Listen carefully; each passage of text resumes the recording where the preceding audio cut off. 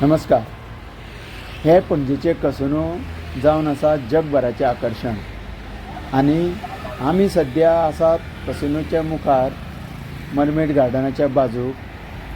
समोर दिसता तो जावन आसा पणजे शहराचो मेन रोड, जो सदांच गाडयांनी गजबजलेलो आसता. हांगासर गाडयो सदांच फास्ट धांवता, म्हणजे ओवर स्पिडीन वयता. तुमच्या मुखार नजरेक येता तो हांगा बॅरिकेड नाशिल्लो जागो. ह्या वाटेन कांय लोकल्स तशेंच ट्युरिस्ट आनी ह्या कसिनोनी काम करपी स्टाफ रस्तो क्रॉस करपाक गैरफायदो घेता. ह्या वेळार ह्या लोकांच्या जिवाक भरपूर धोको आसता.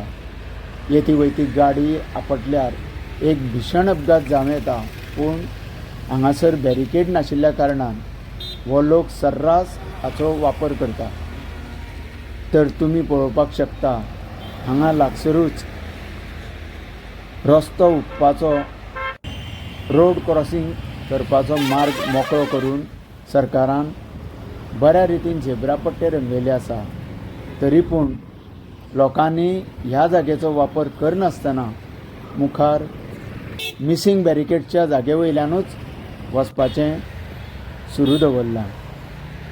तुमी पळोवपाक शकता, हो एक भुरगो इतको खतरनाक रस्तो क्रॉस करपाक तयार रावला. रहदारी तर एकदम फास्ट आसा आनी चड प्रमाणान आसा. तरी पूण आपल्या जिवाची काळजी करनासतना रस्तो ओलांडटा. समजा जर एखाद्या बशीचो किंवा गाडयेचो धपको लागून कोणाचो जीव वचपाची शक्यता आसा, तेन्ना अशा घातक जागेचो म्हणजे बॅरिकेड मिसींग आशिल्ल्या मार्गाचो कोणेच वाट काडची न्ही.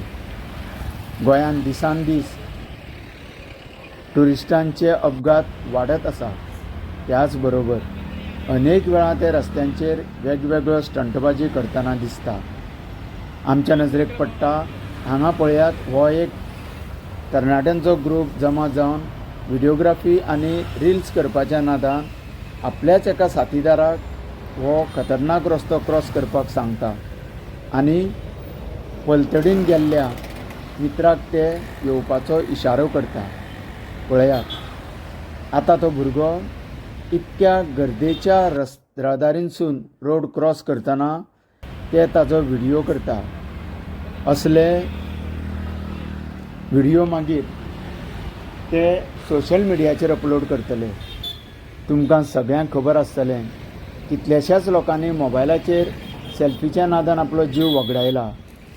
अशे लोक अशी स्टंटबाजी करपाक खूब आतूर जाल्ले आसता आनी जिवाचो धोको किंवा पोलीस प्रशासनाचो तांकां भंय लागलेलो दिसना. अशा वेळार आपल्या मित्राचो जीव आपूण धोक्यान घालता हाचें सुद्दां तांकां भान ना. तेन्ना अशा मिसींग बॅरिकेड्सांचेर सरकारान वेळार लक्ष घालून घातपात जावच्या पयलीं परमनंट बॅरिकेड्स बसोवपाची गरज आसा आनी लोकांची भलायकी सांबाळपाची चडांत चड गरज आसा.